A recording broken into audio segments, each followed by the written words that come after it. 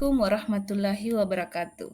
Bersama saya Irmayanti, calon guru penggerak angkatan 9 dari SMP Negeri 6 Wonomulyo, Kabupaten Polewali Mandar. Berikut ini adalah tugas ruang kolaborasi modul 2.3 coaching untuk supervisi akademik.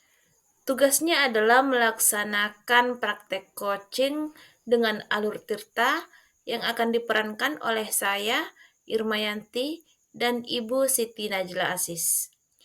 Di bawah bimbingan Ibu Hernawati binti Ibrahim sebagai fasilitator dan Pak Ade Sampurna Arifin sebagai pengajar praktik.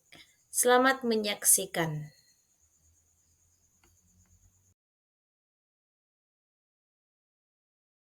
Assalamualaikum Bu Irma. Waalaikumsalam Bu Najla. Apa kabar Bu? Alhamdulillah baik Bu. Bagaimana dengan Ibu Najla? Alhamdulillah baik juga Bu. Tapi kalau mau jujur, sekarang suasana hati saya itu lagi galau nih Bu. Waduh, galau kenapa sih Bu kalau boleh tahu? Iya nih Bu, boleh curhat sedikit tidak Bu? Boleh banget Bu Najla, rileks saja. Ada masalah apa? Makasih nih Bu sebelumnya ya. Begini loh Bu, saya mendapati salah satu murid saya yang bernama Wahyu. Katanya kata temannya si Wahyu ini jarang hadir di sekolah, dan kalaupun anak itu datang tapi selalu terlambat dan kadang tidak masuk pada jam pertama pelajaran Bu. Oh, jadi Ibu punya murid yang jarang berada di kelas saat jam pelajaran pertama ya Bu ya? Kalau boleh tahu, tindakan apa yang sudah Ibu tempuh dalam masalah ini Bu? Begini Bu, saya sudah menegurnya berkali-kali agar tidak malas dan hadir tepat waktu di sekolah. Tapi tetap saja anak-anak tersebut mengulangi Bu perbuatannya. Jadi saya bingung Bu, harus bagaimana lagi saya menghadapi murid saya itu. Apakah Ibu tahu penyebab murid tersebut sering tidak ada di kelas Bu? Menurut pengakuannya sih, anak tersebut selalu bangun kesiangan. Jadi ke sekolah juga selalu terlambat Bu. Oh, begitu. Selain menegur langsung, apakah ada tindakan lain yang sudah Ibu lakukan terhadap murid tersebut, Bu? Ada Bu, saya juga sudah melayangkan surat panggilan kepada ketuanya Bu, dan telah membicarakan masalah tersebut dengan bapaknya. Namun yang terlihat orang tuanya juga tidak bisa berbuat banyak Bu. Jadinya saya tambah bingung deh, jadi pusing jadinya. Setelah bertemu orang tuanya, apakah Ibu bisa menemukan penyebab paling mendasar sehingga anak tersebut tidak bisa mengubah kebiasaannya itu, Bu? Masalahnya anak itu hanya tinggal bersama dengan bapaknya Bu, karena ibunya katanya sih kasihan sudah almarhum, sudah meninggal, sehingga anak tersebut sepertinya kurang mendapat perhatian, atau lebih tepatnya anak itu kayaknya butuh perhatian dan kasih sayang seperti itu Bu. Ya, saya ikut tersentuh dengan ceritanya, Bu.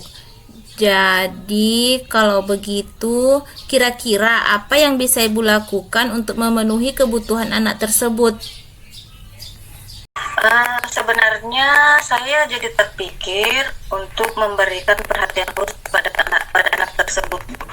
Misalnya berkunjung ke rumahnya, terus berbicara dari hati ke hati, kemudian meminta nomor WA-nya dan meminta kesediaan anak itu untuk bisa chattingan setiap hari, dan meminta anak tersebut mengaktifkan HP-nya di pagi hari, supaya saya bisa mengirim pesan ataupun menelpon langsung, sekaligus juga supaya bisa membangunkan anak tersebut pagi-pagi supaya tidak terlambat sekolah. Itu sih rencana saya seperti itu Bu.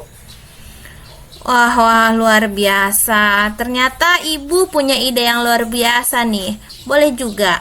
Artinya ibu akan memberikan perhatian khusus pada anak tersebut ya Bu ya. Kira-kira apa yang ibu harapkan dengan langkah tersebut Bu? Harapan saya sih ya, saya berharap dengan cara ini anak tersebut bisa mendapatkan perhatian, minimal merasakan kehadiran ibu gurunya di pagi hari, bangun lebih awal. Baiklah Bu, saya berharap ibu bisa mencoba langkah tersebut. Semoga dengan cara ini anak yang bersangkutan bisa berubah lebih baik lagi ya Bu ya. Ya, amin. Semoga Bu, itu juga harapan saya. Terima kasih banyak Bu Irma sudah mau mendengarkan unek-unek saya. Saya merasa lebih lega sekarang, menemukan ilmu baru, bisa keluar dari permasalahan. Mohon Bu.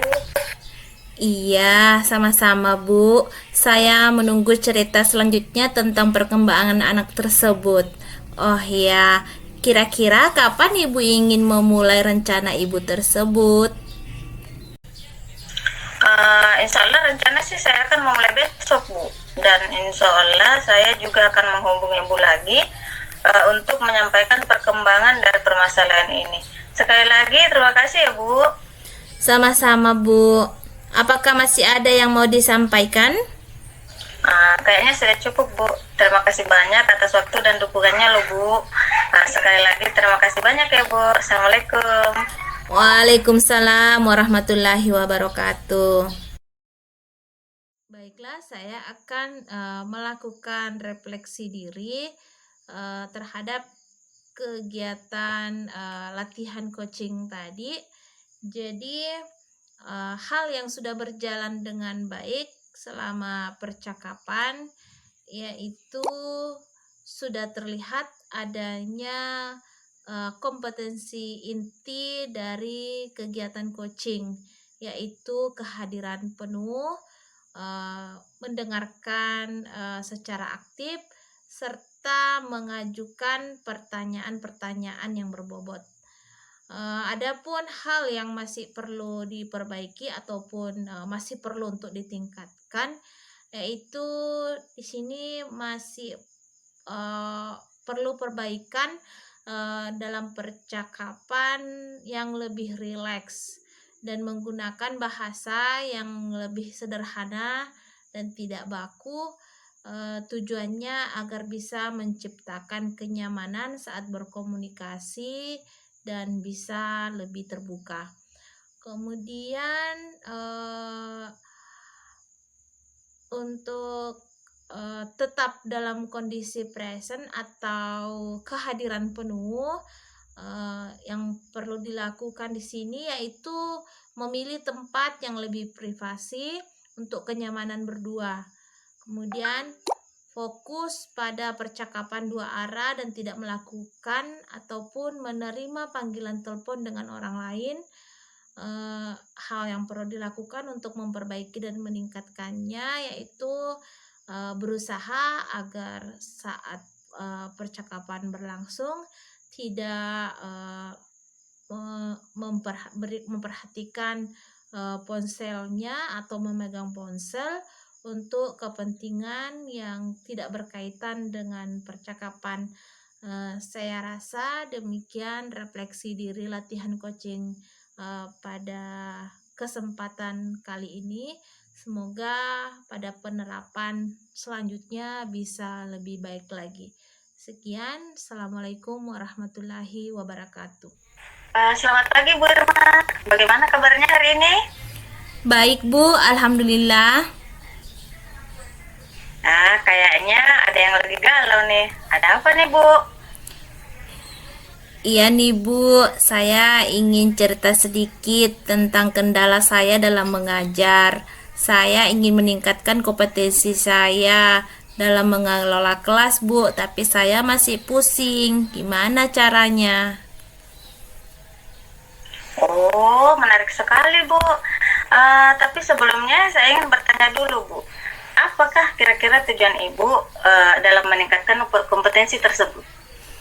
Saya ingin menciptakan kelas yang kondusif dan menyenangkan bagi siswa Bu. Kira-kira selama ini apa yang sudah Ibu lakukan untuk mencapai tujuan tersebut? Saya sudah mencoba berbagai metode pembelajaran, tetapi belum ada yang benar-benar efektif, Bu. Oh, begitu. Kira-kira apa yang menjadi tantangan Ibu dalam mencapai tujuan tersebut? Saya masih kesulitan untuk mengendalikan siswa yang suka bicara saat pelajaran berlangsung, Bu. Jadi, kira-kira apa yang Ibu butuhkan untuk mencapai tujuan tersebut? Saya membutuhkan strategi untuk mengendalikan siswa yang suka berbicara saat pelajaran berlangsung, Bu. Nah, baik Bu. Sekarang mari kita bahas dulu strategi untuk mengendalikan siswa yang suka berbicara saat pelajaran berlangsung. Pertama-tama kita perlu memahami penyebab siswa suka berbicara saat pelajaran berlangsung, Bu. Apakah karena mereka tidak memahami materinya, atau apakah karena mereka bosan, atau apakah juga mungkin mereka hanya ingin untuk menarik perhatian, Bu? Kira-kira yang mana itu, Bu, menurut Ibu? Saya pikir mungkin karena mereka bosan ya, Bu. Bayangkan, mereka harus belajar terus-menerus selama 3 jam pelajaran, Bu. Baiklah, kalau demikian, kira-kira tindakan apa yang perlu Ibu lakukan untuk menghilangkan itu, Bu? Menurut saya perlu menciptakan suasana kelas yang menyenangkan, atau bisa juga menggunakan metode pembelajaran yang lebih bervariasi agar siswa tidak bosan, Bu. Wah, ide Ibu itu sudah sangat bagus. Kemudian selain menggunakan metode pembelajaran yang bervariasi, kira-kira langkah apa lagi yang bisa Ibu lakukan? Selain itu, saya juga perlu memberikan penguatan positif kepada siswa yang tenang saat belajar, Bu. Kita bisa memberikan pujian atau penghargaan kepada siswa yang diam dan mendengarkan pelajaran dengan baik. Ini tujuannya untuk memotivasi siswa yang sering berbicara saat sedang belajar, Bu.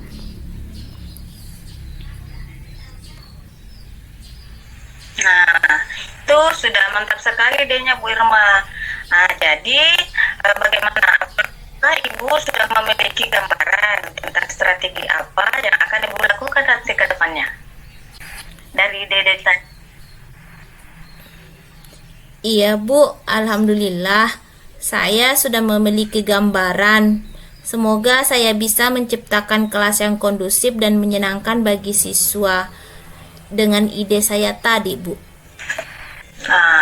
Insya Allah, Bu.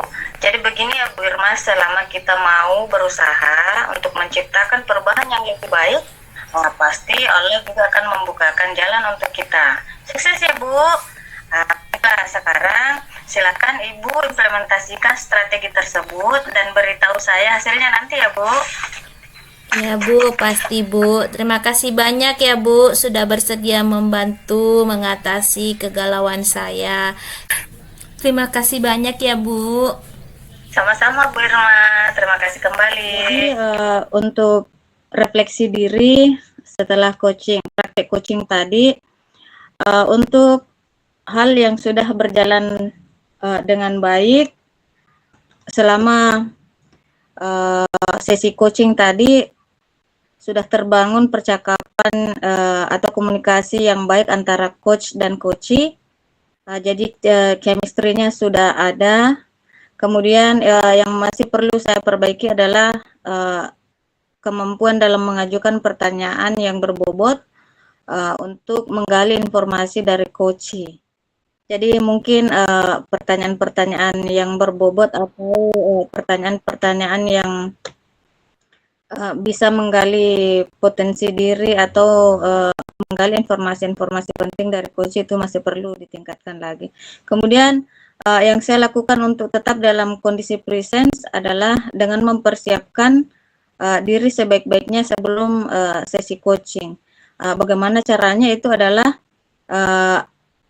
dengan memikirkan atau menyiapkan gambaran tentang pertanyaan-pertanyaan yang akan saya ajukan pada saat coaching nantinya. Kemudian selama sesi coaching saya membuat catatan-catatan kecil tentang apa yang disampaikan oleh coaching. Dan yang keempat itu bagaimana cara meningkatkannya itu saya harus berlatih untuk mempraktikkan coaching agar kedepannya nanti praktik coaching ini bisa saya lakukan dengan baik dan bisa saya implementasikan dengan baik di lingkungan sekolah dan di lingkungan masyarakat. Saya rasa demikian refleksi untuk saya. Terima kasih. Assalamualaikum warahmatullahi wabarakatuh. Terima kasih telah menonton video kami. Salam dan bahagia.